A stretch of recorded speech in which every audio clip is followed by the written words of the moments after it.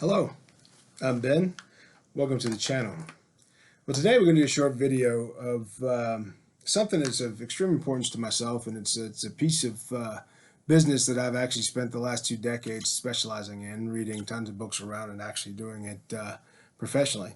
So the questions here are questions to ask, three specific questions to ask to determine if you're a good leader. Now, a couple of things that business will teach you very quickly is everyone thinks they're a leader. When, matter of fact, many people are very toxic and some of them are just bosses at best. A leader should have certain expectations for themselves, and the biggest product or the biggest form of production for a leader is indeed other leaders, right? So if you're a great leader, not only are you going to your company and providing the quality of service and quality of product that they expect, but you're also producing future leaders. You're training people, you're acting as a mentor, and you're doing things that have an impact that are going to impact people's lives outside of work as well. So let's go into these three key call outs that determine whether someone is a good leader or not. One being, are you approachable? So I've worked in businesses before and actually had bosses in the past that were extremely rigid and very toxic, meaning that their team could not go to them with any obstacle or exclamation without being pushed back or getting some drill.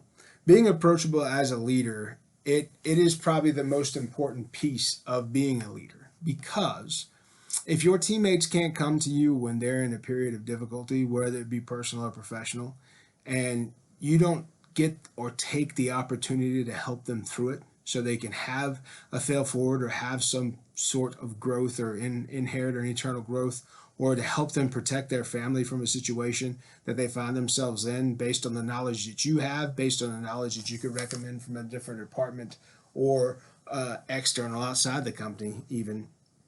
That's a big piece of what a leader can do. And if you're in leadership or if you're in business like I am, leadership in business is my witness to the world, right? So my view of my duty to what I believe is that I'm going to go out into the world and be a leader that takes care of teams, that helps them get to successful steps in their lives, professionally and personally, and help them sustain that for as long as possible. Because folks that are personally sustaining success in their lives or a viewpoint of success raise kids that feel successful, and those kids and those families build communities that feel successful.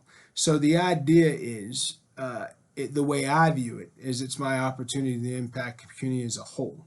So number one, are you approachable? Number two, have you created a climate of security? Let that sink in for a moment. Have you created a climate of security? Go back and think about your previous jobs. Think about your previous roles. Think about the bosses that you had you liked the most, and think about the leaders you had the opportunity to meet in your lifetime. Which ones stand out to you?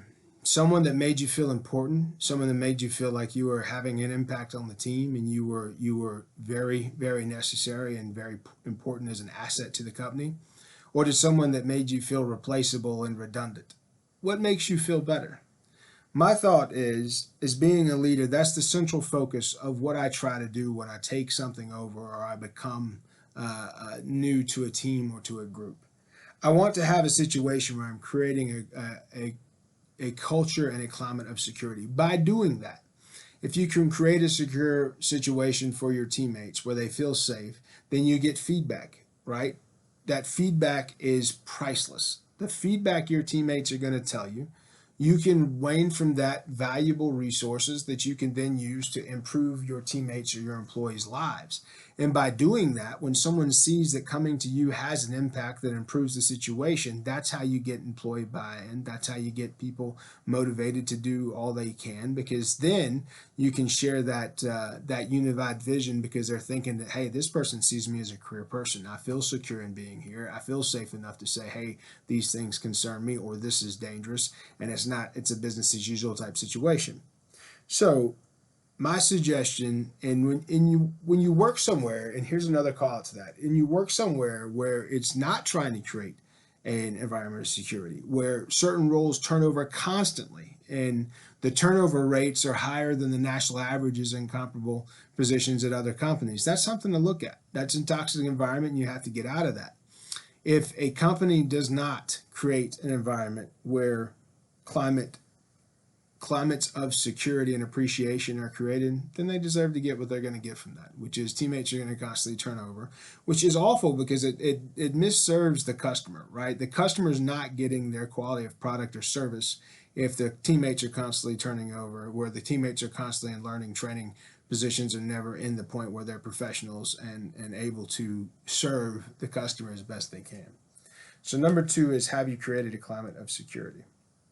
And then number 3 is the most important piece. Are you leading by example? Are you doing the things every day? Are you living what you say? Are you walking the talk, right? I mean, it goes back to all those things: under promise, over deliver. All these little key sayings that we like to have, all the buzzwords, comes ultimately back to, are you leading by example? The best example a leader can give their team is to show up, stay there, work through it, stay calm, treat today just like you would any other day. There's going to be peaks and valleys. Those peaks and valleys are going to be, what they are. There's nothing you can do about it. You have to take the bad with the good. So ultimately, you have to focus on the big picture. And the longer the time period is where things stay the same, meaning from an operational standpoint, the more calm and the more regular lifestyle it creates for everyone. So that's 3 questions that determine if you're a good leader. 1, are you approachable? A good leader always should be. 2, have you created a climate of security? A good leader always should. And 3, are you leading by example? And a good leader should set the bar there. So ask yourself those 3 questions. Please do all you can to live up to that for you and your team. Hopefully this video was of some use to you. If it is, please share, please subscribe, and thanks for watching. Be good.